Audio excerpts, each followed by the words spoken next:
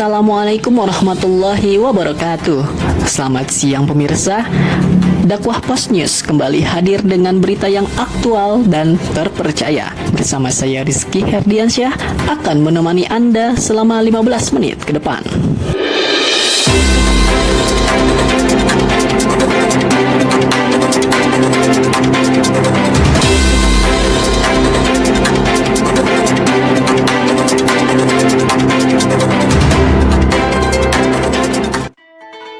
Baik pemirsa, kita ke berita yang pertama.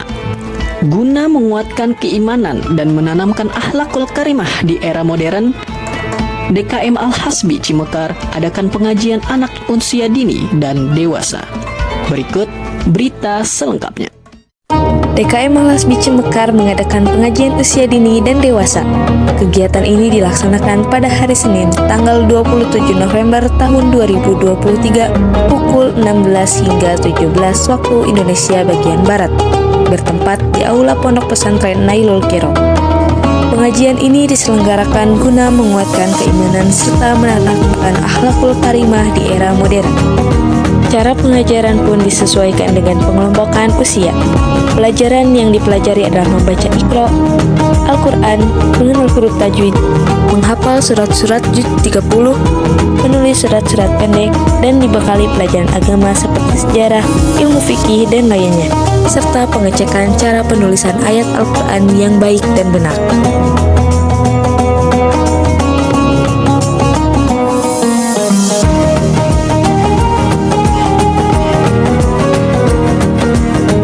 Di akhir pengajian, para pengajar selalu melakukan tanya jawab mengenai pelajaran yang sudah dibahas tadi, guna memperkuat ingatan mengenai pelajaran yang sudah diberikan, dan bukan hanya sekedar dibaca saja.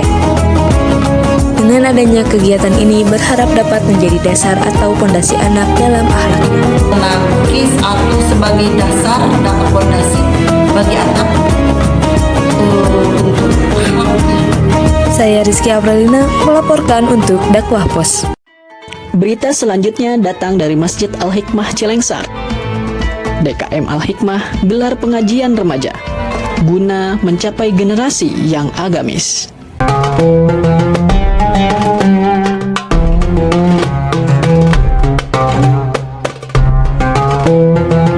DKM Al-Hikmah gelar pengajian remaja guna menjadikan generasi remaja Dusun Cilengsar yang agamis. Pengajian dilaksanakan di Masjid Al-Hikmah Cilengsar pukul 8 malam. Pada pengajian tersebut, yang menjadi pembahasannya yaitu tentang rukun-rukun sholat.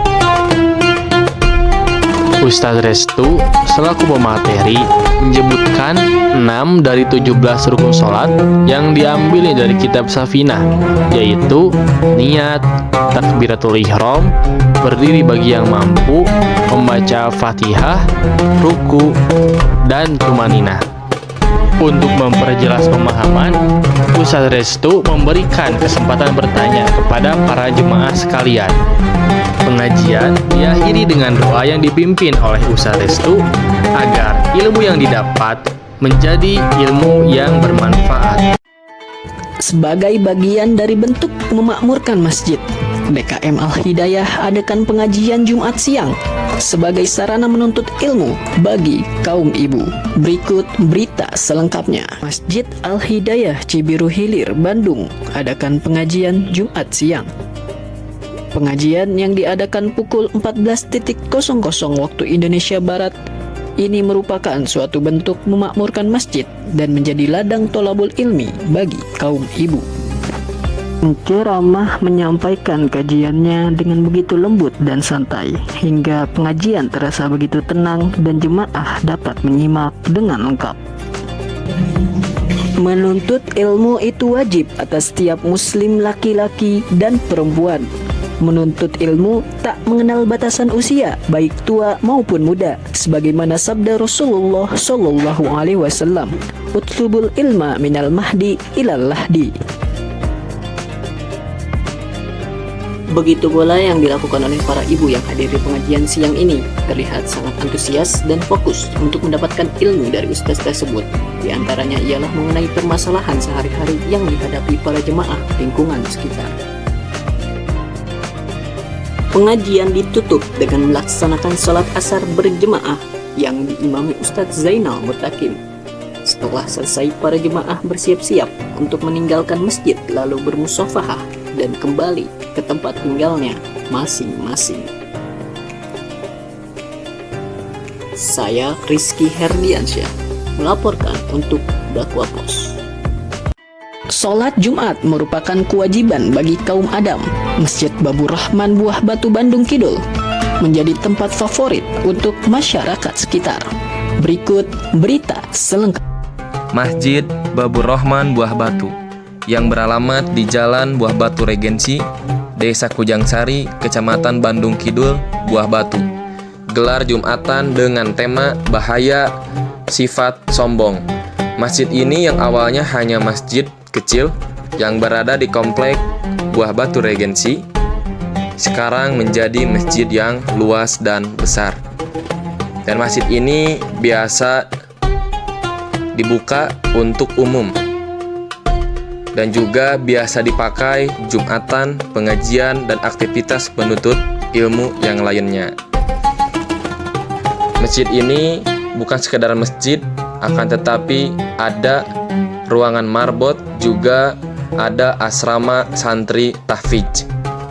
Setelah direnovasi, masjid ini menjadi masjid terfavorit untuk masyarakat bertepi, juga melakukan sholat Jumat hingga membeludak sampai teras masjid.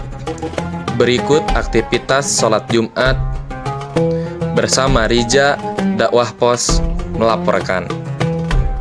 Hari Ahad merupakan waktu libur bagi kita semua, namun tidak dengan Masjid Al-Isti'anah. DKM Al-Isti'anah adakan pengajian di hari Ahad khusus kaum ibu. Berikut berita selengkapnya.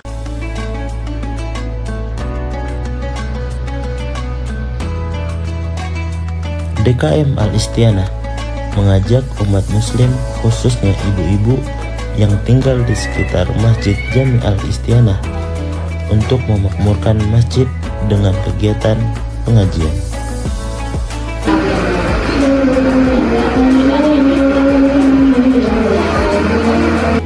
Pengajian ini dilaksanakan setiap hari Minggu setelah sholat zuhur sampai sholat asar.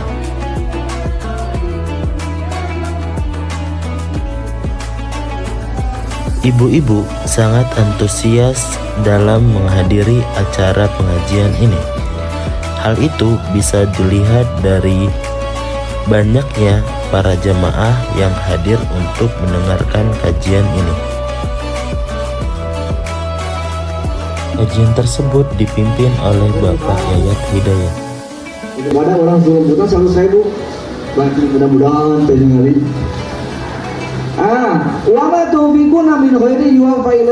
DKM Al-Isti'anah berharap dengan diadakannya pengajian ini akan menambah ilmu yang bermanfaat bagi para jemaahnya. Perjalanan ke Tanah Suci merupakan cita-cita kita semua.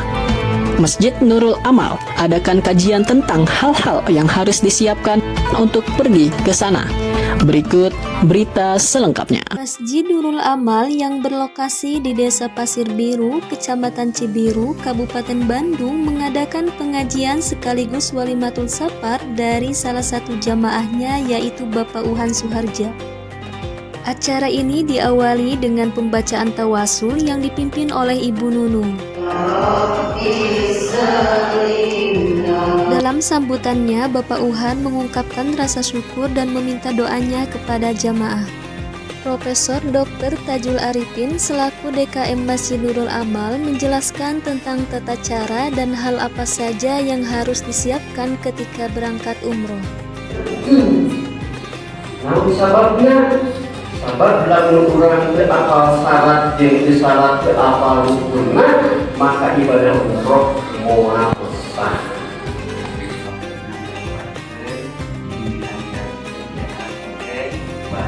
Acara diakhiri dengan doa bersama-sama. Bandung 24 November, Rohimah Nurbaiti melaporkan. Baik pemirsa, berita tadi sekaligus menutup perjumpaan kita kali ini. Saya Rizky Herdiansyah, mewakili rekan-rekan yang bertugas, pamit undur diri.